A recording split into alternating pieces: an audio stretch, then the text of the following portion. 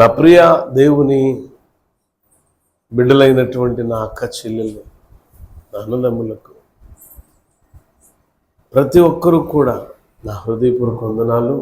ఈ ఛానల్ మీరు అభివృద్ధి చేస్తున్న విధానమును బట్టి, మీరు అనేక మందికి వాక్యాన్ని ఫార్వర్డ్ చేస్తున్న విధానమును బట్టి చాలా సంతోషం. మంచిది. ఉదయకాల సమయం మనం చూస్తున్న దేవుడు, చూస్తున్న మనుషుడు నేత్రం ఎటువైపు చూస్తుంది, దేవుని నేత్రం ఎటువైపు చూస్తుంది. మాటలు మనం నేర్చుకుందాం. ఏదైనా చూపు అనే అంశం ఏంటంటే మనది ఏం చూస్తున్నాం. ఒక వ్యక్తి పదే అలా మన వస్తువు వైపు, మన వైపు చూస్తున్నాడు అనుకో, ఆ వ్యక్తి అంటే మనకి ఏం చూస్తున్నా అంటాం మనం కదా. చూపుల్లో చాలా రకాలు ఉన్నాయి.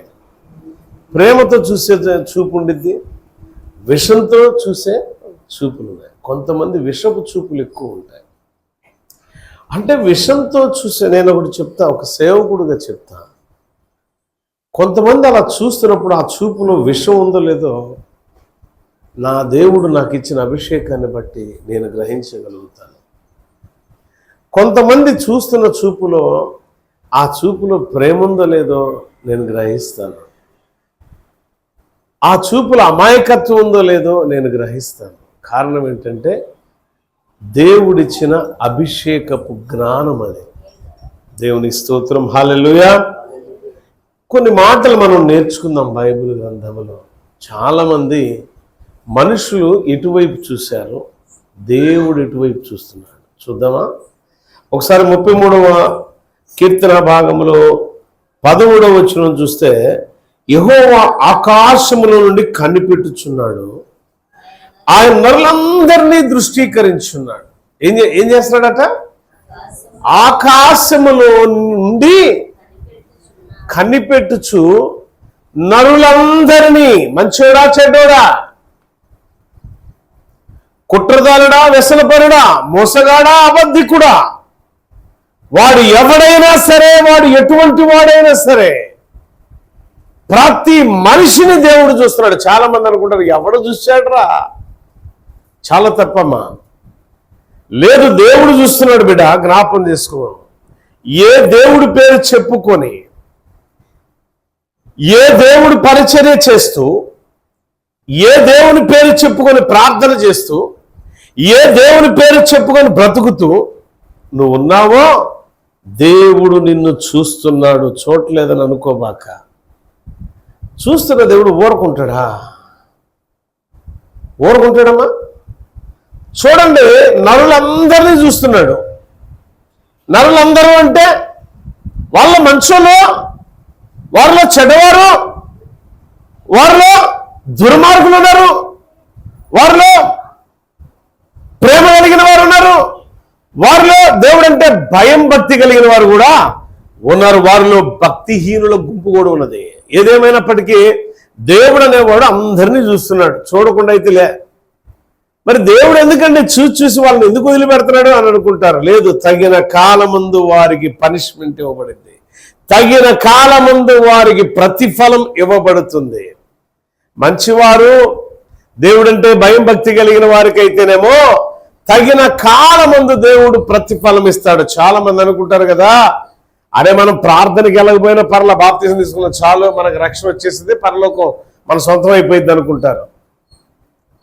నువ్వు చేస్తున్న ప్రతి క్రియ దేవుడు కౌంట్ చేస్తాడు, లెక్కేస్తాడు. మంచి ఉంది, చెడు ఉంది, నీ యొక్క కౌంటింగ్, దేవుని యొక్క కౌంట్లో, లెక్కల్లో నీకు లెక్కలేవా? నీ పట్ల ఎవరు ఎలా ప్రవర్తించారు నీకు లెక్కేసుకోవు. ఆ రోజు అన్నమాట నాకు ఇంకా చెప్పండి. ఇతరుల గురించి మనం మాట్లాడేటప్పుడు, అమ్మో ఆ రోజు నువ్వేమన్నావు నాకు గుర్తులేదనుకున్నావా, నేను మర్చిపోవడానికి పిచ్చోడినా లేదా పిచ్చదాన్నా అనుకుంటాం కదా ఇతరుల గురించి మాట్లాడేటప్పుడు. జయమ్ గారు అనరా, అబ్బో ఆ రోజు నువ్వు ఇట్లా అన్నావు నాకు తెలుసు, గుర్తులేదంటే అట్ట. అరే నీకే ఎంత గుర్తుంటే నిన్ను సృష్టించిన వానికి ఎంత గుర్తుండాలా చెప్పాలా? సృష్టించిన వానికి ఎంత, ఆయన కౌంట్ ఉండదా? నువ్వన్న కొన్ని మర్చిపోతావేమో, ఆయన అస్సలు మర్చిపోడు. కింద వర్డ్స్లో చూడండి ఏమని రాయబడిందో. తానున్న నివాస స్థలము నుండి భూలోక నివాసులందరినీ ఆయన చూచున్నాడు. ఆయన వారందరి హృదయములను ఏకరీతిగా నిర్మించిన వాడు.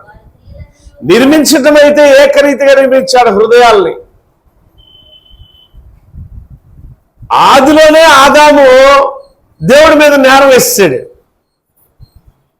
ఆదామా, ఆ సాయంకాలం చల్లటి వేళ ఆదామును పలకరిద్దామని దేవుడు ఏదైనా తోటలోకి వచ్చే, బిడా ఆదామా ఎక్కడున్నావు నాయనా అంటే, తండ్రి ఈ చెట్లు చాటు దాక్కొని ఉండా. అరే ఎందుకు దాక్కున్నా?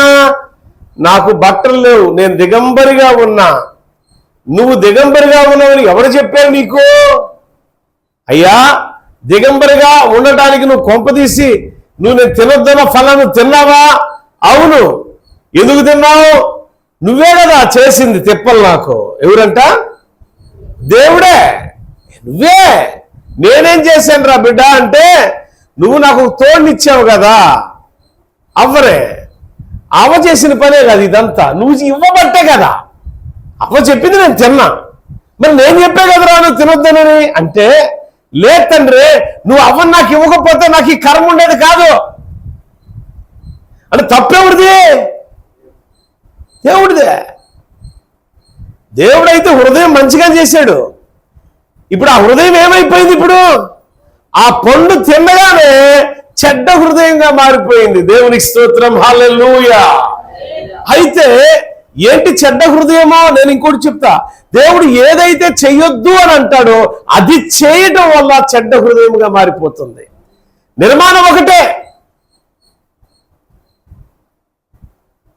నిర్మాణం ఒకటే, కానీ నిర్మించిన తరువాత జరిగే ప్రక్రియల్లో మార్పు ఉన్నది. ఇక్కడ యేసుక్రీస్తు నామమును బట్టి బాప్తిసం తీసుకొని క్రీస్తు సాక్షిగా బ్రతకాలని ఒక గొప్ప దృఢ సంకల్పంతో నీవు ఎందుకు దారి తప్పిపోయావు?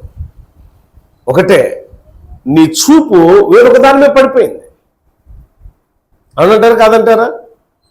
దేవుడి చూపు మారిందా? లేదు, నరులందరి మీద ఉంది. అదే ఉంది కదా. ఒక మంచోడి మీదే ఉందా? కాదు కాదు, అందరిని చూస్తున్నాడు దేవుడు. మరి నువ్వేం చూస్తున్నావు? అన్నీ చూస్తావు, దేవుని మాత్రం చూడలేవు. ఎందుకంటే నీ హృదయం కుళ్ళిపోయింది. నీ హృదయం ఏమైపోయిందట? కుళ్ళి కంపు కొడుతుంది. ఆ హృదయంలో దేవుని స్థానం లేదు. పాపానికి, మలినానికి, అపవిత్రతకు, అపవిత్రమైన కార్యాలకు చోటిచ్చావు. వాటి నిర్మాణం శుభ్రంగా ఉంది. ఇల్లు మనం గమనించాలి. ఇల్లు బెడ్రూమ్స్ అన్ని ఎవరికి నచ్చినట్టు వాళ్ళు కట్టుకున్నారు.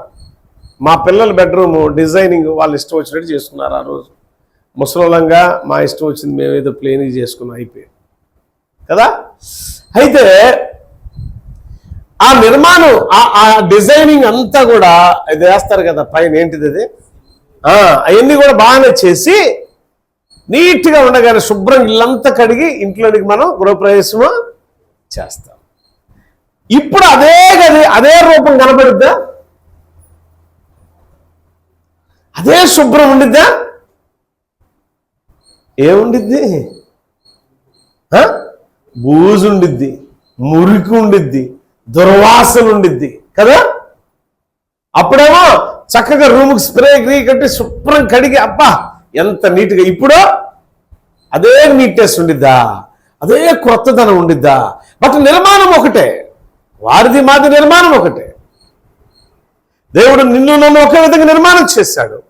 కానీ హృదయాన్ని పాడు చేసుకుంటుంది ఎవరంటే మన కన్ను దృష్టి మనల్ని పాడు చేస్తుంది. ఈ కన్ను దేని మీద అయితే పడుతుందో పడటం వల్ల మనకు కలిగే ఫలం ఎలా ఉంటుందంటే పాడైపోతుంది. మంచి వాటి మీద పడితే పర్వాలా, నిర్మాణం ఎలా ఉందో దేవుడు నిర్మించినప్పుడు మన హృదయం ఎలా ఉందో అలా ఉండేవాళ్ళం. దుర్మార్గపు ఆలోచన ఎంత కాలం. నాకు అప్పుడప్పుడు కోపం వచ్చి దేవుడు నన్ను క్షమించును గాక, ఇలాంటి దుర్మార్గం అనిపించింది. ఎందుకు తెలుసా? ఆలోచనలో దుర్మార్గం, అంతరంగంలో దుర్మార్గం, మాటలో దుర్మార్గత, చూపులో దుర్మార్గత. ఎందుకు ప్రభువా ఇలాంటి వాళ్ళు? చిచి, అసహ్యం. అంటే చూస్తున్న మనకే అంత అసహ్యం కలిగితే మన క్రియలను బట్టి ఎదుటివాడు ఎంత అసహించుకుంటాడు మనల్ని. నేను అన్నాను ఇప్పుడు, నేను అనగానే మీరు కూడా నవ్వారే. అంటే పాస్టర్ గారు మాత్రం మంచివాడే కదా, మిగతా వాళ్ళందరూ చెడ్డోళ్ళు ఆయనకి? కాదు కాదు, పాస్టర్ గారి హృదయాన్ని కూడా దేవుడు చూస్తాడు. ఆ పాస్టర్ గారి వైపు చూసే వ్యక్తులు కూడా ఇంత దుర్మార్గుడు ఎట్ట పాస్టర్ అయ్యాడరా అనరా అనరా? ఏమో మీరు అనరా, మీరు మంచివాళ్ళు ఏమో అనేవాళ్ళు అంటారు. ఈడెట్ట పాస్టర్ అయ్యాడరా, ఈడెట్ట సేవకుడు అయ్యాడరా, ఈడెట్ట బోధకుడు అయ్యాడరా. నేనైనంట, ఇతరులు నన్ను కూడా అంటారు, నేను కాదంటలా. కానీ చూచుచున్న దేవునికి మరుగైనది ఏది లేదు. దేవుని స్తోత్రం, హల్లెలూయా. చూస్తున్న దేవునికి మన హృదయము, ఆ హృదయములో దేవునికి ఇచ్చే స్థానము ఎంత గొప్పగా ఉందో అది దేవునికి మాత్రమే తెలుసు. మనం అనుకుంటాం దేవునికి నువ్వు చోటు ఇవ్వను.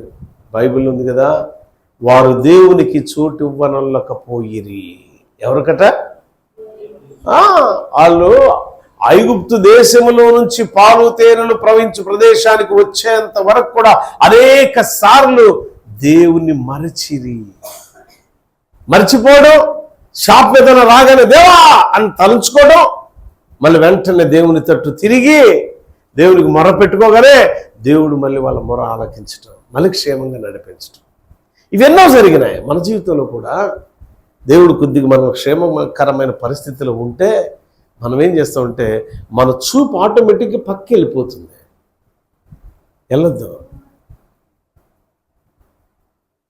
నిన్న తెల్లవారుజామున 4 గంటలకి ఎగ్జాక్ట్లీ 3:30 4 అయితే కోటప్పకొండ ప్రాంతానికి రాగానే కారు అట్ట పక్కన ఆపేసాడు డ్రైవ్ చేసే పాస్టర్ గారు. నేను అన్నా, బ్రదర్ మీకు నిద్ర వస్తే వెనకరండి, నేను ముందుకు వస్తాను అన్నా. పర్లేదన్నా, తోలగలను అన్నాడు.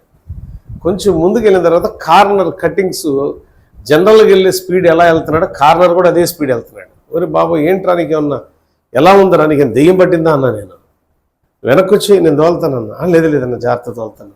సరే కానీ అన్న, చిలకలూరుపేట దాటి ఎండింగ్కి వస్తున్నగా నేను కూర్చొని అప్పటిదాకా పడుకుని నిద్రపోయినోడిని కూర్చొని నిద్రపోతున్నా. ఎందుకంటే నాకు బాగా బలహీనంగా ఉన్నా నేను. వెంటనే ఇలా మనిషి ఎత్తేస్తుంది కారు, ఎత్తేసి ఎక్కడికో దిగిపోతుంది లోయలోకి అని అనుకున్నా. దమ్మని ఒక్కసారి అట్లా అనగానే కంగారు పడబాకండి, భయపడబాకండి, దేవుడు ఉన్నాడన్న అన్న. 2 నిమిషాలు కారు అట్లా అయిపోయింది. డోర్ తీస్తున్న డోర్లు రాలా. ఇటుపక్క వెనకాల నేను ఒక్కడే కూర్చుని, ముందు 2 కూర్చున్నారు. ఆ డోర్ అట్ట నొక్కి తీగానే వచ్చేసింది. ఈలో వేరే కారులు పరిగెత్తుకుంటూ వచ్చారు. చీకటి, ఎక్కడున్నాను తెలియదు. అంటే నేను దిగిన తర్వాత వాళ్ళని కూడా బయటికి తీసుకొచ్చాను. తీరా చూస్తే కారు ఎక్కడుందంటే డివైడర్ను గుద్దుకొని అవతల పక్క డివైడర్కి యువతల పక్క డివైడర్కి మధ్యలో చిన్న కలవట్టు, అదిగంతా ఒక 2 అడుగుల కాలం ఉంది. కాలంలోకి దిగిని 2 చక్రాలు, కుడి చేతి వైపు 2 చక్రాలు దిగి కాళ్ళలో కూడా వెళ్తుంది బండికి. అట్లా కొంత దూరం వెళ్ళినప్పుడు ఒక్క మనిషికి ఒక్క దెబ్బ కూడా దేవుడు తగలకుండా చేశాడు. దేవుని స్తోత్రం, హల్లెలూయా. కారు గుల్లైపోయింది, కారు నలిగిపోయింది, ఫ్రంట్ వీల్ చక్రం అంతా కూడా స్పాయిల్ అయిపోయింది. ఎందుకు పనికిరాదు అది, దాన్ని తీసేసాము, కొత్తది టైర్ వేయడానికి. అక్కడ చూడండి దేవుడు ఎంత గొప్పవాడో. ఎక్కడ యాక్సిడెంట్ జరిగిందో దానికి 1 కిలోమీటర్ దూరంలో లేదా 1.5 కిలోమీటర్ దూరంలో నేను వెళ్ళే చర్చి ఉంది. వెంటనే పాస్టర్ గారికి ఫోన్ చేస్తే ఒక 7-8 మంది బళ్ళు వేసుకొని వచ్చేసారు. నాకేం బలం, నేను కూర్చోలేకపోతున్నా, నుంచోలేకపోతున్నా. అది కూర్చునే ప్లేస్ కాదు, అది హైవే, అది మన ఈ ఫ్లైఓవర్. అట్లా ఫ్లైఓవర్ మీద ఏడ కూర్చుంటాం? నిద్రకాలం మీద ఎవడు ఎటు నుంచి వస్తాడో తెలియదు. కూర్చోలేక నిలబడలేక అల్లాడిపోతా ఉన్నా. ఎందుకంటే నాకు బాగోలా, వాస్తవంగా హెల్త్ బాగాలేదు. ఈ లోపలికి వాళ్ళు రాగానే కారు ఇట్లా కాదయ్య గారు లేపేద్దాం, పట్టి కింద నుంచి అసలు పట్టి పైకి లేపుదాం, దాన్ని పైకి లేపి అట్లా పక్కన పెడదాం. లేపారు లేపటానికి, కానీ కారు రావట్లా. అప్పుడు రోడ్డున వెళ్తా ఒక ఆటో, ఆయన పెద్ద ఆటో గూడ్స్ ఆటో వెళ్తా ఆపాడు. అన్న నా దగ్గర బెల్ట్ ఉంది వేస్తానన్నా అన్నాడు. ఆయనే ఆపి వేయండి బ్రదర్ అంటే వెంటనే వేసి కారు అటు పక్కన తీసి పెట్టి ఆ టైర్ మార్చేసి వాళ్ళే దగ్గరుండి ఎక్కించి, అయ్యా నువ్వు వెనక్కి కూర్చో ఏం కాదు అన్న. ఏంది అసలు ఏం జరిగిందిరా అని అడిగితే, అన్నయ్య నిద్రపోయాను అన్నయ్య అన్నాడు. ఏమన్నాడు? ఎంత 70-80 స్పీడ్తో బండి ఉంది. ఆ నిద్రకాలం మీద తగలరాని ప్లేస్లో తగిలితే ఎక్కడుండేవాళ్ళో, ఈరోజు ఇక్కడ నిలబడి ఉండేవాడినో లేదో నాకే తెలియదు. ఒకటి గుర్తుంచుకో, దేవదూతలు అలా పట్టుకొని తీసుకొచ్చి పక్కన పెట్టినట్టు అయింది. లేకపోతే ఎన్ని దెబ్బలు తగిలి ఉండేయో ఏమీ కాల. అట్లా వెళ్ళటమేంటి, ఇటు ఎగురుకుంటూ కారు ఎగరటం, కారు ఇటు ఎగురుకుంటూ వెళ్ళి ఆగటం ఏంటి, దెబ్బలు తగలకుండా బయటపడటం ఏంటి. చాలా విచిత్రం తలుచుకుంటేనది. అందుకే నీ పాదములకు రాయినా తగలకుండా దూతలు కావలి ఉంచి వారు ఎత్తి పట్టుకుంటారంట, దెబ్బ తగలకూడదని.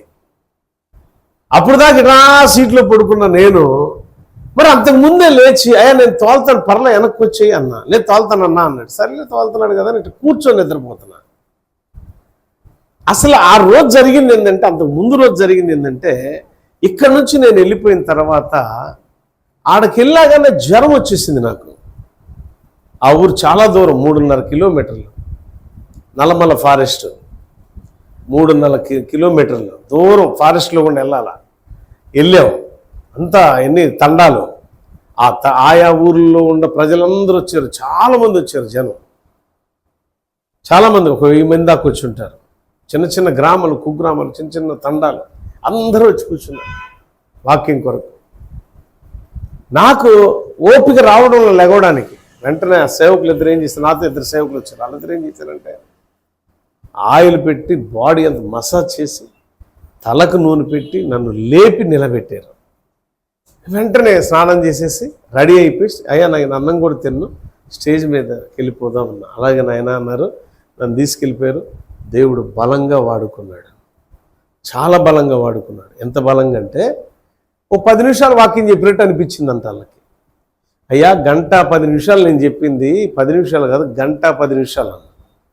కానీ మాకు సరిపోలేదయ్యా, మళ్ళా రావాలి మీరు అన్న. అంతసేపు చెప్పిన వాళ్ళకి చెప్పినట్టే లేదు. దేవుడు వాడుకున్నాడు. వాడుకోగానే అపవాది ఏం చేసింది, దాని క్రియ అది చేసింది. కానీ దేవుని పిల్లలైన మీ అందరూ చెప్తున్నా, లోకం వైపు కంటే నా కనుదృష్టి దేవుని పని వైపు ఎక్కువ ఉండేది. లోకంలో ఎంత సంపాదించినా అది వ్యర్థమే. కానీ బ్రతుకు తెరువు కోసం సంపాదన కావాలని కాదంటున్నా. దేవుని మించి మనం ఎప్పుడు కూడా ముందుకి దాటి వెళ్ళకూడదు. గుడ్డి భర్తిమై దావీదు కుమారుడును దాటిపోకయ్యా అన్నాడు. దేవుణ్ణి అలా నిలబెట్టాడు యేసయ్యని. అద్భుతం చూశాడు విశ్వాసాన్ని బట్టి.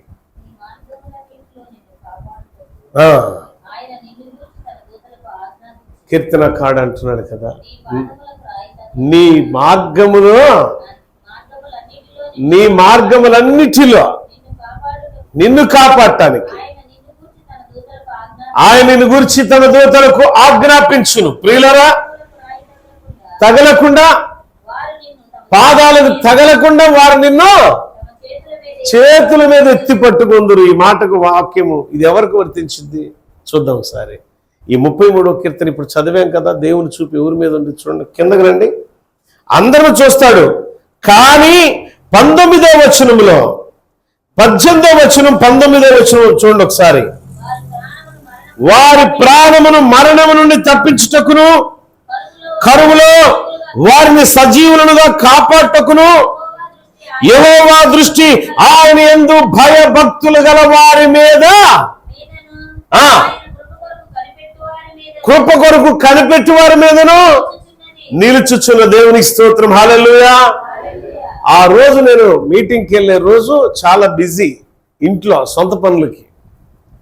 కానీ దేవుని పని నాకు ముఖ్యం. పాస్టర్ గారికి చెప్పాను నేను, నువ్వు దయచేసి ఉండని అనకు, దేవుని పని ముఖ్యం, ఆ పని చేద్దాం అన్నా. ఇప్పుడు ఈ వాక్యం చదవండి, ఆ పని చేయటం వల్ల ఏం జరిగిందనేది. ఆ వారిని మరణము నుండి, వారి ప్రాణమును మరణము నుండి తప్పించటానికి ఇక్కడ అంటున్నాడు కదా, దేవదూతలను కేటాయించాడు ఆయన. ఆ దేవదూతలు ఏం చేశారట? పాదాలకి మార్గాల్లో నిన్ను కాపాడటానికి ఆయన నిన్ను గూర్చి తన దూతలకు ఎన్నో వచనం అది 91 కీర్తనలు 91 11 12 చూడండి ఒకసారి. నీకు అపాయమేమీ రాకుండా, ఏ తెగులు నీ గుడారం సమీపించదు, నీ మార్గములన్నిటిలో నుండి నిన్ను కాపాడటానికి ఆయన నిన్ను గూర్చి, ఎవరి గురించి అంట? నిన్ను గూర్చి తన దూతలకు ఆజ్ఞాపించును. ఎవరి గురించి? 33వ కీర్తన మనం చూసాం. యెహోవా దృష్టి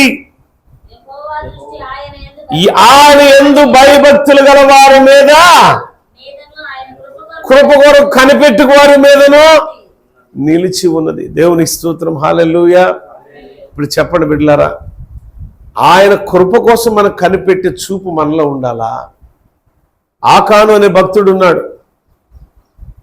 ఆ భక్తుడు భక్తిహీనుడుగా మారిపోయి ధనాపేక్షతో వస్త్రాలు, బంగారము ఆశించి, వస్తువులను ఆశించి నశించిపోయాడు. యెహోషువ గ్రంథం 7వ అధ్యాయంలో రాయబడింది ఆయన గురించి. ఏంటట? ఏం కోరుకున్నాడట ఆయన? ధనం. చూడండి, ఆఖరి మాట చదువుదాం. దాంట్లో కూడా ఈ 7వ అధ్యాయము 24వ వచనం చూద్దాం. తరువాత యెహోషువయు ఇశ్రాయేలీయులందరూ జర కుమారుడైన ఆకానును, ఆ వెండిని, ఆ పై వస్త్రములను, ఆ బంగారపు కమ్మీని, ఆకాను కుమారులను, కుమార్తెలను, ఎద్దులను, గాడిదలను, మందను, డేరాను, వాని కలిగిన సమస్తమును పట్టుకొని ఆ కోరు లోయలో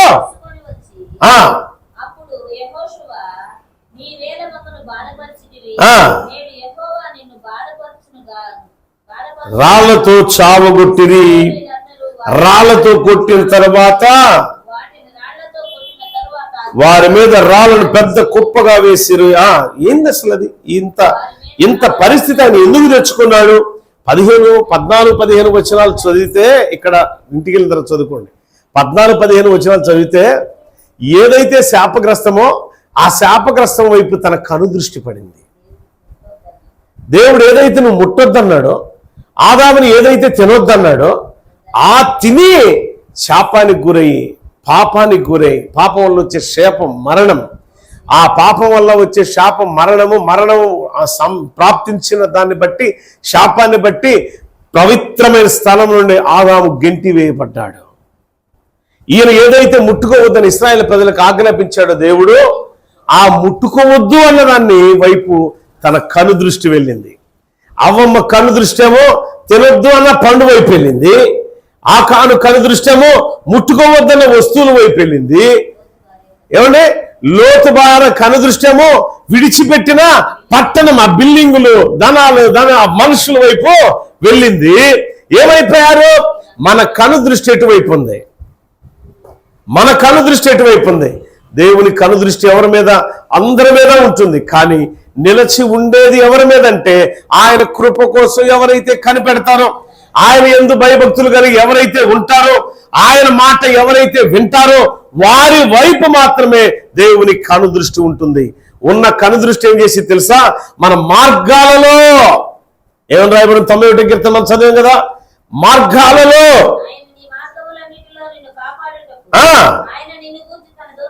ఎవరికి ఆజ్ఞాపిస్తాడట? అంటే మన పాదాలకు రాయి కూడా తగలకూడదని దేవుడు, అవును, దేవుడు ఎవరిని ఆజ్ఞాపిస్తున్నాడు? మన కాపలాగా ఎవరిని ఉంచాడు? దేవుని దూతలు మన కావలాగా ఉన్నారండి.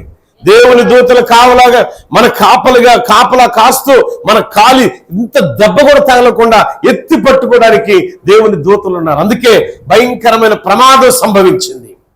నిద్రపోతున్న వాడు కారు ఎటు నడుపుతాడు ఎవరికైనా తెలుస్తుంది? ఏమో కళ్ళు మూసుకుపోయినాయి, బట్ కళ్ళు తెరిచిన దేవదూతలు మనల్ని పట్టుకున్నారు. కాబట్టి ఆ మనుషుల కంటే దేవుడంటే భయం భక్తి కలిగిన దైవజనుల పట్ల దేవుడు ఉండి ఎత్తి పట్టుకొని పక్కన కూర్చోబెట్టారు. దేవుని స్తోత్రం, హల్లెలూయా. చాలా మంది ఏమనుకున్నారంటే ఆ దారిన పోతున్న వాళ్ళు కారులు, ఎన్ని కార్లు ఆగినాయో వాళ్ళందరూ అన్నారు, ఎవరు డ్రైవర్, ఎవరు, ఏం జరిగింది అనుకుంటా ఆందోళనకు వచ్చారు. డ్రైవర్ ఆయన బాగానే ఉన్నాడుగా. ఎవరు ఉన్నారు? ఈయన బాగానే ఉన్నాడుగా. నేనయ్యా అన్నా, మీరు బాగానే ఉన్నారుగా. ఏం కాలేదు మీకు? ఏమీ కాలేదయ్యా.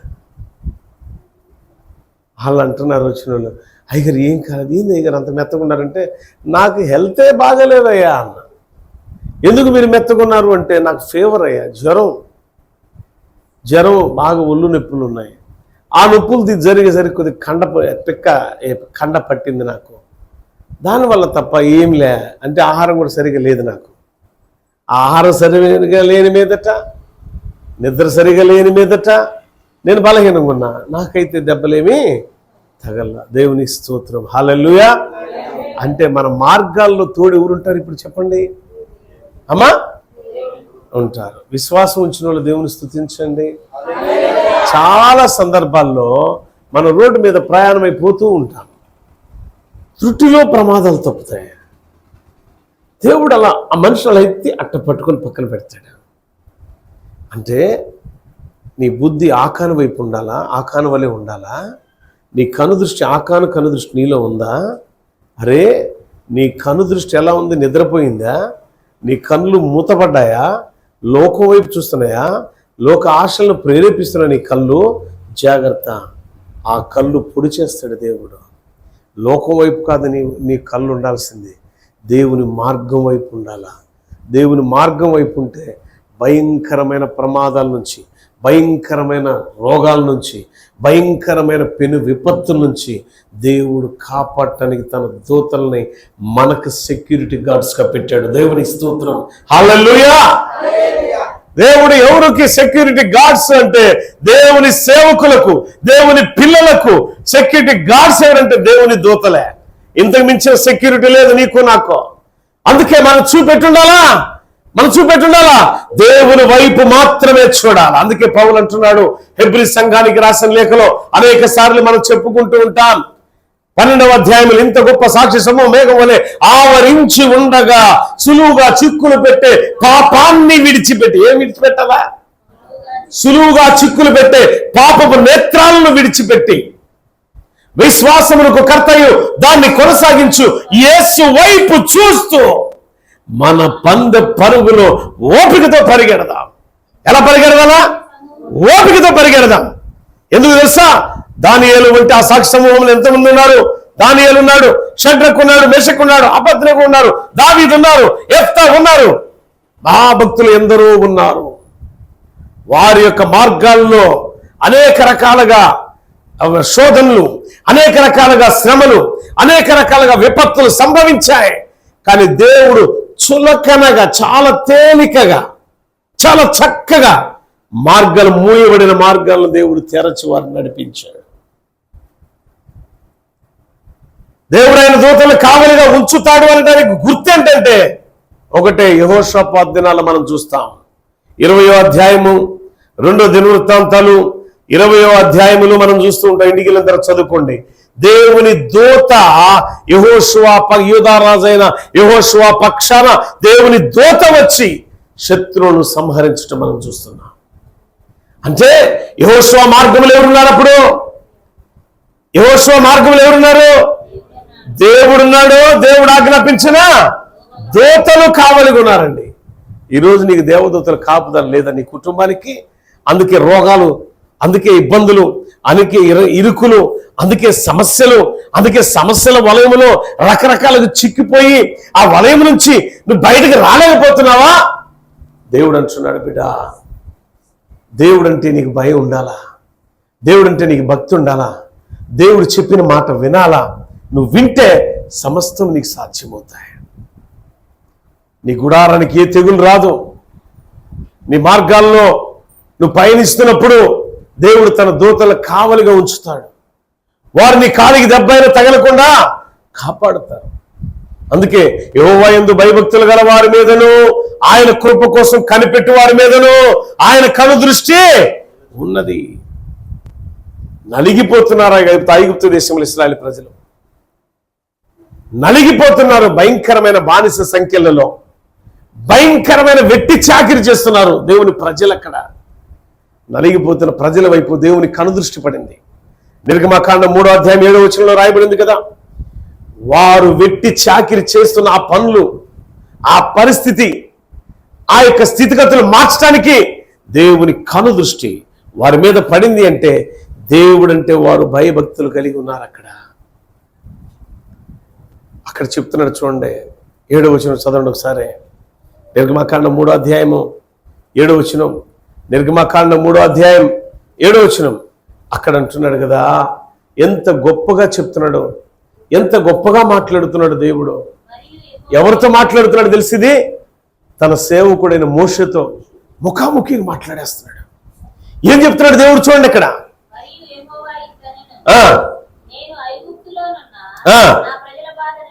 నేను ఐగుప్తులో ఉన్న నా ప్రజల బాధను, ఏమండి, ఈఎస్ఆర్ గార్డెన్ లో ఉన్న నా ప్రజల బాధను, మంగళగిరిలో ఉన్న నా ప్రజల బాధను, హైదరాబాద్ లో ఉన్న నా ప్రజల బాధను, ఫలానా నగర్లో ఉన్న ప్రజల బాధను, ఫలానా గ్రామంలో ఉన్న ప్రజల బాధను, ఫలానా ఊర్లో ఉన్న ప్రజల బాధను, ఫలానా దేశంలో ఉన్న ప్రజల బాధను నేను కన్నులారా. ఏమన్నాడు దేవుడు? ఖచ్చితంగా బలంగా చెప్తున్నా, నిశ్చయంగా నేను చూసా, చూడలేదని నేను చెప్పట్లా. ఎవరో నాకు చెప్తే నేను చెప్పడల్లా, నేను చూసా. ఎవరు చూశారట? దేవుడే చూశాడు. ఒరే, నీ కడుపులో పుండుందే, నీ గుండె లబ్డబ్ లబ్డబ్ కొట్టుకోవాల్సింది 72 సార్లు అయితే 60 సార్లే కొట్టుకుంటుందే, లేకపోతే ఆ 72కి అదనంగా 90 సార్లు కొట్టుకుంటుందే. నీ ఊపిరితిత్తుల్లో నెమ్ముందని దేవుడు చూడలేదనుకుంటున్నావా? నీ యొక్క దేహంలో ఎక్కడ ఏ పార్ట్ ఏమైపోయిందో దేవుడు చూడలేదనుకుంటున్నావా? No secret in front of God anyway. ప్రతి మనిషి జీవితంలో జ్ఞాపం చేసుకోవాల్సిందంటే నో సీక్రెట్ రహస్యం అనే దేవునికి లేదు. చూడండి, హెబ్రీలకు రాసిన పత్రిక 4:12. హెబ్రీ సంఘానికి అపోస్తలుడైన పౌలయ్య చెప్తున్న ఒక మాట 4:12. అక్కడ ఏమని మాట్లాడుతున్నాడు తెలుసా పౌలయ్య? ఎంత గొప్ప మాట చెప్తున్నాడు తెలుసా పౌలయ్య? చూడండి ఒకసారి. ఎందుకనగా దేవుని యొక్క వాక్యం సజీవమై బలము గలదై రెండంచులు గల ఎటువంటి ఖడ్గము కంటెను వాడిగా ఉండి ప్రాణాత్మలను, కీళ్లను, మూలుగులను విభజించినట్టు దూర్చు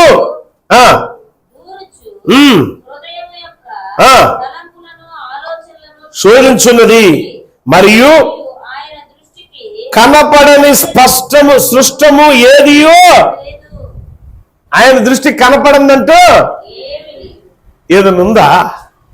అంటే నీకు ఏమి లేదు. నీ పరిస్థితి ఎలా ఉందో, నీ దేహంలో ఏ పార్ట్ ఎంత బలహీనంగా ఉందో, ఏ పార్ట్ రోగానికి గురైందో దేవుడికి తెలియదా? తెలియకుండా ఏమీ లేదు. బట్ దాన్ని బాగు చేయాలంటే దేవుని కను దృష్టి నీ మీద ఉండాలంటే నువ్వు దేవుని వైపు చూడాలి. ఆ కాను చూసినట్టు లోకం వైపు కాదు, కొరవ చూసినట్టు లోకం వైపు కాదు. ఇంకెంతమంది చూసినట్టు లోకం వైపు? వస్త్రాల కోసం ఒక ఆయన పరిగెత్తుకుంటూ వెళ్ళాడు, కుష్ఠరోగం తెచ్చుకున్నాడు. ఆయన పేరు 3 అక్షరాలు ఏంటి చెప్పండి? అంటే దేని వైపు చూశాడు గెహాజీ? ధనం వైపు, వస్త్రాల వైపు, విలువైన వాటి వైపు, లోకం వైపు చూశాడు. పాడైపోయింది హృదయం. బట్ మనం ఈ వాక్యం చదువుకున్నాం కదా 33వ కీర్తనలో ఏమని? ఆయన ఏకరీతిగా హృదయాలను. ఎందుకు? సేవకుడు ఎలా ఉన్నాడు, నువ్వు ఎలా ఉన్నావు? నేను చాలాసార్లు చాలా మందికి చెప్తూ ఉంటాను, అయ్యగారు మీరంటే కాస్త బాగా అంటారు. ఏంటి బాగా? చిన్న సంఘమే, కానీ నా వంతుగా నేను నా సంఘం కొరకు ప్రతిరోజు నేను ప్రార్థన చేస్తా. నా బిడ్డల కోసం నేను ప్రార్థన చేస్తా. ఇది నా కుటుంబం, ఈ కుటుంబం కోసం నేను ప్రార్థన చేస్తా. ప్రార్థన చేయకుండా నేను ఉండలేను, ప్రార్థన చేస్తా. ఎక్కడున్నా, ఏ స్థితిలో ఉన్నా సరే ప్రార్థన జ్ఞాపకం చేసుకుంటాను. ఆత్మీయ బిడ్డలను నా కళ్ళ ముందు అలా కనపడుతూ ఉంటాను. గత నెల రోజుల నుంచి, దాదాపు 3-4 వారాల నుంచి జయమి గారి గురించి నేను మనసులో చాలా బాధపడ్డాను. ఈరోజు ఆమెను చూడగానే చాలా ఆనందం వేసింది నాకు.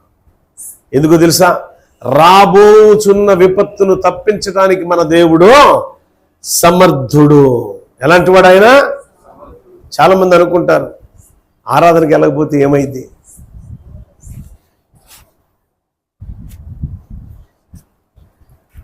ఆరాధనకి వెళ్ళకపోతే ఏమీ కాదు. జరిగే విపత్తులు తప్పించుకోలేవు. దేవుని సన్నిధి దూరమైతే దేవుడికి దూరమైనట్టే కదా. అప్పుడు నువ్వు కనిపించవు దేవునికి. నీ శ్రమను దేవుడు చూడాల్సిన నెసెసిటీ లేదు. నీ బాధలు, నీ ఇబ్బందులు, నీ ఎన్ని సమస్యల్లో ఉన్నావో, ఎన్ని సమస్యల్లో సతమతపై నలిగిపోతున్నావో, వాటన్నిటినీ దేవుడు చూడాలి అంటే నువ్వు దేవుని వైపు చూడాలా. ఆమేన్, హల్లెలూయా. యెహోషువకి, యూదారాజు అయినటువంటి యెహోషాపాతుకి ఓ సమస్య వచ్చింది. దేవుని వైపు చూశాడు, సాధించుకున్నాడు. అయ్యా, ఇంత గొప్ప శత్రు సైన్యాన్ని నేను ఓడించలేను అన్నాడు. బట్ దేవుడు నేను నీకు తోడు ఉన్నాను అన్నాడు. తన దూతను పంపించి, అంటే నువ్వు యుద్ధం చేయొద్దు. ఏం చెప్తున్నాడు దేవుడు? నువ్వు యుద్ధం చేయొద్దు, నీ శ్రమొద్దు బిడ్డ. కారణం ఏంటంటే యెహోషాపాతు యొక్క భయభక్తులు కలిగిన జీవితం, యెహోషాపాతు యొక్క ఆత్మీయ నేత్రం ఎటువైపు చూసిందంటే దేవుని వైపే చూసింది. కారణం, దేవుని వైపు చూడటం వల్ల ప్రతిఫలం ఏంటి తెలుసా? ఓ గొప్ప విజయాన్ని చూశాడు. ఈ రోజుల్లో ఎన్నో రకాల ఇబ్బందులు, ఎన్నో రకాల శ్రమలు. మీ పిల్లల గురించి, బిడ్డలు పుట్టలేదని కొంతమంది, పుట్టిన బిడ్డలు సరిగ్గా పెంచలేకపోయామనే బాధలు కొంతమందికి ఉన్నాయి. కానీ దేవుని వైపు చూద్దాం. మనం దెయ్యాల వైపు కాదు, లోకం వైపు కాదు, లోక సంపదల వైపు కాదు మనం చూడాల్సింది. దేవుని వైపే చూద్దాం. ఎందుకు మనం సాధించలేం? దేవుని వైపే మనం మనస్సు పెట్టి, దేవుని వైపే మన దృష్టి పెట్టి దేవుణ్ణే అడుగుదాం, గోజాడదాం. దేవుడు ఎందుకు గొప్ప విజయాన్ని మనకి ఎవడో చూద్దాం. మన మార్గాల్లో వెళుతున్నప్పుడు మన కావలుగా ఎవరుంటారట? మనకు ఎవరంటే కాపలా? దేవుని యొక్క దూతలు ఉండాలంటే మనం ఎటు చూడాలా? యెహోషాపాతు చూశాడు దేవుని వైపు, మోషే చూశాడు దేవుని వైపు. ఇదిగో మగ్గిపోతున్న ప్రజలు, ఇశ్రాయేలు ప్రజలు ఐగుప్తు దేశంలో నలిగిపోతున్న ఆ శ్రమల్లో, ఆ శ్రమల బంధకాల్లో, బానిస సంఖ్యల చేత బంధించబడి అనేక రకాలుగా శ్రమలు పాలైన ఇశ్రాయేలు ప్రజలు కనుదృష్టి ఎటుందంటే దేవుని వైపు ఉంది. పౌలుశీల బంధకాల్లో ఉన్నారు, వారి కనుదృష్టి ఎటుంది అని అంటే అధికారుల వైపు కాదు, అధిపతుల వైపు కాదు, నాయక వైపు కాదు, రాజుల వైపు కాదు. ఎటుంది వాళ్ళ కనుదృష్టి అంటే దేవుని వైపు. అందుకే అంటున్నాడు, ఇంత గొప్ప సాక్షి సమూహం మేఘం వలె ఆవరించి ఉండగా సులువుగా చిక్కులు పెట్టే ఆ పాపమును విడిచిపెడదాం. ఈరోజు మనం ఏం చేయాలి తెలుసా? సులువుగా చిక్కులు పెడుతున్న ఆ పాపాన్ని మనం విడిచిపెడదాం. విశ్వాసమును కర్తయు దానిని కొనసాగించు యేసు వైపు మనం చూద్దాం. ఎవరి వైపు చూడాలా? ఎవరి వైపు చూడాలి? మనం యేసు వైపు చూడాలా. పరిగెడదాం, ఈ పందె పరుగులో పరిగెడదాం. ఎలా తెలుసా? ఓపిక చేసుకొని పరిగెడదాం. ఓపిక లేదు, ఓపిక చేసుకొని పరిగెడదాం. గతకాలం 2 దినాల క్రిందట ఓపిక లేదు, నాకు అస్సలు ఓపిక లేదు. నిజం, అక్కడున్న వాళ్ళందరూ సాక్ష్యమే. ఓపిక లేదు, ఓపిక చేసుకుని పరిగెడదామని పరిగెత్తా. అద్భుతాలు చూశారు బిడ్డలు. అక్కడ దేవుడు చేసిన ఆశ్చర్య కార్యాలు చూశారు. మరుసటి రోజు, నిన్నటి దినం పాస్టర్ గారు, ఆ సేవకుడు నాకు ఫోన్ చేసినాడు, లోక గారు చేసి అంటున్నాడు కదా, అన్నా ఒక చిన్న రిక్వెస్ట్ అన్న, ఏంటంటే మీరు చెప్పింది మాకు సరిపోలేదు, ఇంకా కావాలి మాకు అంటున్నాడు. సరే, ఇంకో మీటింగ్కి ఎర్లీకి వస్తాను, ఇంకెక్కువసేపు చెప్తాను అట్టయితే. ఇక్కడ మనం ఎంత చెప్పినా డైలీ చెప్పేవాడేగా, ఎరా అన్నాడు, అంతేనా? డైలీ చెప్పే వాక్యమేగా, డైలీ ఈయన చెప్పేది. కొత్తదనం ఉందా? ఈరోజు కొత్తదనం ఉంది. ఏంటి తెలుసా? నీ దృష్టి నా వైపు కాదు, దేవుని వైపు ఉండాలా. నీ దృష్టి లోకం వైపు కాదు, దేవుని వైపు ఉండాలా. నీ దృష్టి సులువుగా చిక్కులు పెట్టే పాపం వైపు కాదు, దేవుని వైపు ఉండాలా. మన విశ్వాసాన్ని నడిపించు. మన విశ్వాసానికి సృష్టికర్త అయిన దేవుని వైపు మనం చూస్తూ పరుగులు ఓపికతో పరిగెడితే ప్రతి అడుగు జయకరమే, ప్రతి అడుగు ఆశీర్వాదకరమే, ప్రతి అడుగు కూడా దీవెనకరంగా మార్చబడింది. అందుకే విశ్వాసపు పరుగు పందెములు ఓపికతో పరిగెడదాం, జై జీవితాన్ని పొందుకుందాం. మన కను దృష్టి ఎట్టుండాలి? ఇప్పుడు దెయ్యాల వైపు కాదు. పిల్లోడికి బాగాలేదంటే అంతరమో తంత్రమో తాయితో ఏదో కట్టించుకొని వచ్చావు, 4 దెయ్యాలను తీసుకొచ్చావు దాంతోపాటు అంటావు కదా. అయ్యగారండి తాయిత్తు కూడా కట్టించే. ఎవడు కట్టమన్నాడు నిన్ను? తాయిత్తు దేవుడు ఎవడు కట్టమన్నాడా? బుద్ధి లేదా? మంత్రాలకి చింతకాయలు రాలుతాయా? పెద్దలంటారు అంటే అయిపోయా. నాకు తెలిసిన ఒక ఆయనకి బాగాలేదు, దెయ్యం పట్టలేదు అన్నారు. అన్న నువ్వు ఒకసారి వచ్చి ప్రార్థన చేయరా అన్నాడు. మా తమ్ముడు అంటే చేద్దాంలే అన్న. ఈలోపు అనవు అలా టెల్లుర్రి అన్న. ఎట్టురా అన్న. ఎటు వెళ్ళారంటే అలా టెల్లి 42,000 అడిగాడంట. ఎందుకు? మంత్రానికి. చింతకాయలు రాలితే శుద్ధం అట్టయితే అన్న. ఆడ చింతకాయలు రాలింది లేదు, ఏంది? ఎంత ఖరీదు? అదే ఇప్పుడు దెయ్యాలను వదిలించినప్పుడు, రోగాలు దేవుడు బాగు చేసినప్పుడు ఎంత ఖరీదు పెట్టాలి? ఇప్పుడు ఇక్కడ ఓ బాక్స్ పెట్టాలి కదా. దేవుడు రేట్లు వేసేవాడు కాదు. దేవుడు ఉచితంగా సేవకుడికి ఆ విలువైన వరాన్ని ఇస్తాడు. దేవుడు సేవకుడు నిలబెట్టుకుని దేవుడు చేస్తాడు కార్యం. సహదేవ పాస్టర్ గారు ప్రార్థన చేయగానే గొప్ప కార్యం జరిగింది కాదు, ఆయన ప్రార్థనే చేశాడు. కార్యం చేయవాడు దేవుడే. కార్యం నాది కాదు బిడ్డలారా, కార్యం చేయవాడు దేవుడు. ఆ కార్యం జరగాలంటే విశ్వాసమునకు కర్త అయిన యేసు వైపు మనం నడవాలి. దేవుడి మాటలు దీవించుగాక. ఆమేన్. ఇంకొక మాట చెప్పి నేను ముగిస్తా. అది చదవాలని ఎందుకు అనిపిస్తుంది చూడండి. 139వ అధ్యాయము 1-4 వరకు చదవండి ఒకసారి. ఎందుకంటే చాలా మంది ఏమనుకుంటారంటే, అది నేను ఏడ పడుకున్నానో దేవుడు తెలుసా, నేను ఎక్కడ కూర్చున్నానో దేవుడు తెలుసా అనుకుంటారే. వాళ్ళ కోసం ఈ వాక్యం చెప్తున్నాను. ఒకసారి చదివి క్లోజ్ ప్రార్థన చేసుకున్నాను. కీర్తనలు 139 1వ వచనం నుంచి 4వ వచనం వరకు అక్కడ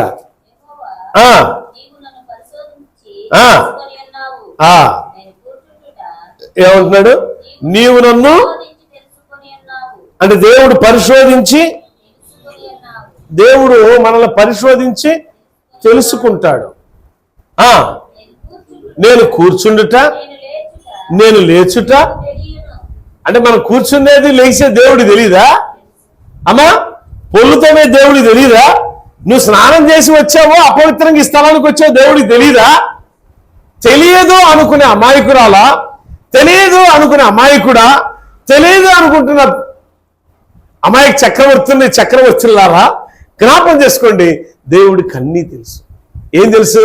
నువ్వు కూర్చున్నావు, ఎక్కడ కూర్చున్నావో తెలుసు, ఏడ పడుకున్నావో తెలుసు, ఎక్కడ లేచావో తెలుసు. తెలియదని మాత్రమా అజ్ఞానం తనుకో. తర్వాత ఇది కూడా జ్ఞాపం చేసుకోండి. నీకు తలంపు పుట్టక మునిపే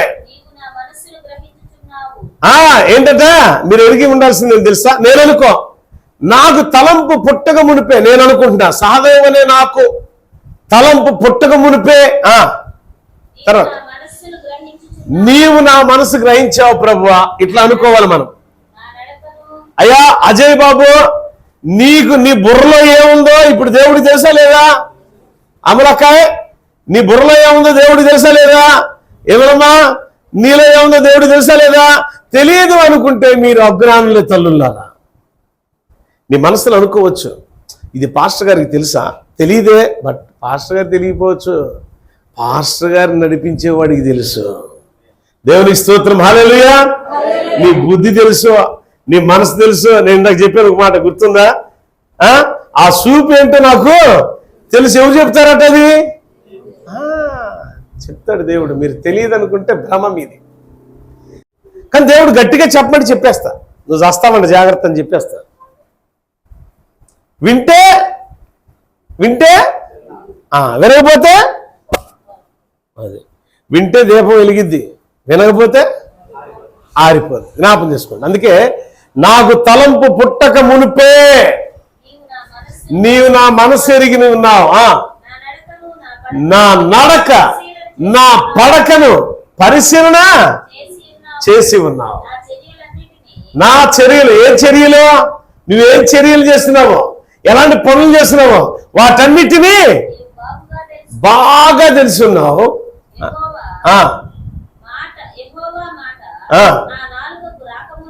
యెహోవా ఇను, అట్లాగా చదవాల్సింది. యెహోవా మాట నా నాలుక రాక మునిపే. అది పూర్తిగా అంటే ఏంటి, నువ్వేం మాట్లాడబోతున్నావో అప్పుడప్పుడు పిల్లోడితో అంటాను, ఆగాగా నాకు అర్థమైపోయిందంట. చెప్పలేకుండా ఏమి నువ్వు అని అంటాడు. ఊరు నాకు తెలుసురా బాబా, నీ బుర్ర నాకు తెలుసు, ఊరుకో అంట. నీ బుర్ర ఇది సరిసేపట్టు అయితే అంట. అది నాకు తెలిసి నేను ఆగయ్యా అన్న. కోపం వచ్చేసి దంతలో, హే నాకు ఏడంటే నీకేడ తెలిసింది అని. తెలుసు, కారణం ఏంటి తెలుసా, నన్ను అభిషేకించిన వాడికి తెలుసు, అది నన్ను నడిపించేవాడికి తెలుసు. అది అందుకే కాగు అని అంటా నేను. కొంతమంది వాళ్ళ బాధలు చెప్తూ ఉండగా నిన్న ఒకళ్ళు ఫోన్ చేసినారు నాకు. ఫోన్ చేసి, నాన్న ఇది పరిస్థితి. పర్లేదు తల్లి, ఫ్రీగా ఉన్నా, మాట్లాడమ్మా అన్న. 2 మాటలు నాకు అర్థమైపోయింది. కాగన్నా ఏమర్థమైంది, ఇది నేను చెప్పేసి, వాము నీకెట తెలుసు అంటే అదంతే అన్న. ఎట తెలిసిద్ది భవాని? అంతే. దేవుణ్ణి ఆనుకుంటే దేవుడు చెప్తాడు, దెయ్యాన్ని ఆనుకుంటే దెయ్యం పక్కదారి పెట్టించింది. ఎంతమంది దెయ్యాలను ఇళ్లలో పెట్టుకున్న తల్లులు తండ్రులు ఉన్నారు ఇక్కడ. మీలో కూడా, మీరేం తక్కువేం కాదు, మీలో కూడా ఉన్నారు. అచ్చం దెయ్యాలను కూర్చోబెట్టుకుంటారు, పక్కనే కూర్చోబెట్టుకుని రకరకాలుగా శోధించబడి, రకరకాలుగా ఇబ్బందులు పడి, ఏమంటో తెలుసా, దేవుడు నాకే ఎందుకంటే చేస్తున్నావు. పడుకున్న దేవుడు తెలుసు ఎక్కడ పడుకున్నావు, నువ్వు ఏడ కూర్చున్నావు దేవుడు తెలుసు. యెహోవా మాట నా నాలుక నుంచి బయటకు రాక ఉనుకుదని ఇరుగున్నా ఉన్నాడు. సో నువ్వెంత జాగ్రత్తగా ఉండాలా దేవుని దగ్గర. ఆయన అంటే భయం భక్తి కలిగి ఉండాలి. దేవుని సన్నిధిలో మనం ఏం మాట్లాడుతున్నా, దేవునితో ఏం అడుగుతున్నామో కూడా దేవుడికి తెలుసు, ఏం అడగబోతున్నాం దేవుడికి తెలుసు. దేవునికి అది అయిష్టమైన నువ్వు అడుగుతున్నావా, ఎట్టి పరిస్థితుల్లో దేవుని ప్రార్థన వినడం. దేవునికి ఇష్టమైన పాత్రలుగా మనం ఉండాలి, గొప్ప పరిచారకులుగా ఉండాలి, గొప్ప సేవకులుగా మనం ఉండాలి, దేవుని మహింపరిచే వారిగా మనం ఉండాలి. సో ఆకాను వంటి చూపు మనలో ఉండకూడదు, గెహాజీ వంటి చూపు మనలో ఉండకూడదు. ఇంకెంతమంది ఉన్నారు బైబిల్లో అట్లా? ఆదాము భార్య అవ్వ, ప్రారంభం నుంచే ఆ తల్లి కన్ను ఎక్కడ పడింది, ఏడపడిందిరా, ఆవిడ తినబాకరా బాబా పండంటే భలే ఓడు, అది చాలా అందంగా ఉంది. ఎట్టుందట, చాలా అందంగా ఉంది, చాలా మందంగా ఉంది, అబ్బాబ్బాబ్బా కలరే అద్భుతంగా ఉంది. కొన్ని కలర్స్ అంతే ఉంటాయి. పొట్ట విప్పి చూస్తే ఈ మధ్యకాలంలో మామిడికాయలు అబ్బా నిగనిగనిగలాడుతున్నాయి, తీసుకొచ్చి కోస్తే ఏమంటున్నాయి, పురుగులు కూడా బయటకు, నేనున్నాను ఎక్కడ అని. అంటే అర్థం ఏంటి, నీ ఆలోచన పురుగు వంటిది. బైబిల్ ఉంది, ఇంకా ఆ మాటలు కూడా ఉన్నాయి. ఇంకా చాలా టైం అయిందని నేను వదిలేసే మిమ్మల్ని. నిర్గమాకాండము 3 ఆది కాండము 6:5 ఏముండిద్ది అంటే ఒక మాట మీరు చదవద్దులే. నరుల చెడుతనమును దేవుడు చూసెను, వారు బొత్తిగా చెడిపోయారు, వారి హృదయం చెడిపోయిందని అంటాడు అక్కడ. అరే మీ హృదయమే చెడిపోయిందిరా బాబా, బాగు చేసుకోండి అయ్యా అని దేవుడు అంటుంటే, లేదు ప్రభా నువ్వు నీకు కొంచెం ముసలాడు పోయినట్టున్నావు నువ్వు అని అనే పరిస్థితికి వచ్చాం మనం దేవుణ్ణి.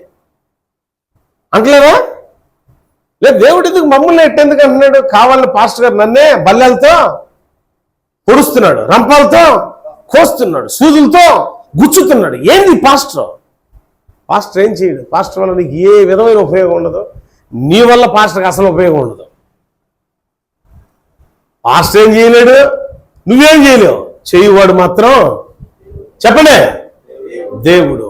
ఆ సర్వశక్తిమంతుడైన మహా గొప్ప దేవుని వైపు నువ్వు చూస్తావా, దెయ్యాల వైపు చూస్తావా? నీ చూపు దెయ్యం వైపు ఉందా, దేవుని వైపు ఉందా? పరిశీలన చేసుకో. అయ్యా నేనైతే సులువుగా చిక్కులు పెడుతున్న పాపాన్ని విడిచిపెట్టి నీ వైపే చూస్తా ప్రభా అన్నవాళ్ళు తల ఉంచండి. మీ మార్గాల్లో దేవుని దూతలు ఉన్నారమ్మా. నన్ను కాపాడిన దేవుడు మిమ్మల్ని కాపాడతాడు, మీ కుటుంబాలను కాపాడతాడు. ప్రార్థన చేసుకుంది. ఎంతమంది తల్లులు ప్రార్థన చేశారో నా కోసం. ఎంతమంది చెల్లెళ్ళు ప్రార్థన చేశారో నా కోసం, ఎంతమంది అన్నలు నా కోసం, ఎంతమంది తమ్ముళ్ళు ప్రార్థన చేశారో, ఎంతమంది సేవకులు సేవకురాళ్ళు నా నిమిత్తం ప్రార్థన చేస్తున్నారో అటు వారందరినీ దేవుడు దీవించుగాక. మీ ప్రార్థన వ్యర్థం కాల. మీరు చేయబడిన ప్రార్థన బట్టే ప్రతి అడుగుని దేవుడు నాకు కాపుదలగా ఉంచాడు తన దేవదూతల్ని. అందును బట్టి దేవునికే మహిమ ఘనత ప్రభావము చెల్లునుగాక. ప్రార్థన చేసుకుందాం. మహాపరిశుద్ధుడా నీకు స్తోత్రాలు. మా కను దృష్టి లోకం వైపు ఉంది, పాపం వైపు ఉంది. అందుకే సులువుగా చిక్కులు పెట్టి ఆ పాపాన్ని విడిచిపెట్టి విశ్వాసమునకు కర్తయ్య దాన్ని కొనసాగించు యేసు వైపు చూసే నేత్రాలు మాకు దయచేయండి తండ్రి. సహాయం అనుగ్రహించండి. ఇకనైనా ఇప్పుడైనా ముట్టుకోకూడదు అని సెలవిచ్చినవి అవ్వవలే, ఆకాను వలె ముట్టుకోకూడదు. చూడకూడదు అని చూసిన లూతు భార్య వలె, వాటిని తాకకూడదు అని చూసి తాకిన గెహాజీ వలె మా జీవితాలు మేము పాడు చేసుకునే వారిగా కాక, విశ్వాసమును కర్తయ్యని చెప్పిన యోధుడైన పౌలు వలె, ఓ యోధుడైన పేతురు వలె, శీల వలె, యాకోబు వలె ముందుకు అడుగులు వేసే ధన్యతను మాకు దయచేసి గొప్ప విజయాన్ని మాకు అనుగ్రహించండి. అపజయమైన మా జీవితాన్ని జయ జీవితంగా మీరు మార్చండి. ఇక మిగిలిన జీవితం అంతా కూడా మీ రాకడ వరకు నమ్మకంగా ఉండే జీవితం, మీ పిలుపు అందుకునే వరకు నమ్మకం ఉండే జీవితం మాకు దయచేయండి అయ్యా. ఏ తప్పు మేము చేయకూడదు, ఏ పాపమునకు లోబడకుండా పవిత్రమైన పరిశుద్ధమైన ఈ పరిచర్య ముందు కొనసాగించే ధన్యతను మాకు దయచేయండి. పరిచారకులైన బిడ్డలందరినీ దీవించండి, వర్ధిల్ల చేయండి. 30ంతులుగా 60ంతులుగా 100ంతులుగా ప్రభువా నీ బిడ్డలను సంరక్షించి పోషించి పెంచి నీలో వర్ధిల్ల చేయమని యేసయ్య శ్రేష్ఠ నామమున అడుగుచున్నాను తండ్రి. Amen. God bless you all. దేవుడు మిమ్మల్ని మీ కుటుంబాలను దేవుడు దీవించి ఆశ్రయించును గాక. మీ అందరి కోసం నేను ప్రార్థన చేస్తున్నా. ఎవరి కోసం? యూట్యూబ్ సబ్స్క్రైబ్ చేసిన బిడ్డల కోసం, ఈ యూట్యూబ్ ఛానల్ చూస్తున్న వారి కోసం, ఈ యూట్యూబ్ ఛానల్ను వాక్యం విని నలుగురికి ఫార్వర్డ్ ఎవరైతే చేస్తున్నారో వారి కోసం. నేనైతే క్రమం తప్పట్లా, మీలో ఏమైనా క్రమం తప్పారేమో జ్ఞాపం చేసుకోండి. ఈ వాక్యాన్ని 10 మందికి పంపండి. 10 మంది ఖచ్చితంగా నేను పంపాను, ఆ 10 మందిలో ఒక ఆత్మన రక్షించబడిందని సంతోషం దేవుణ్ణి కలుగు చేయను గాక. Amen. God bless you all.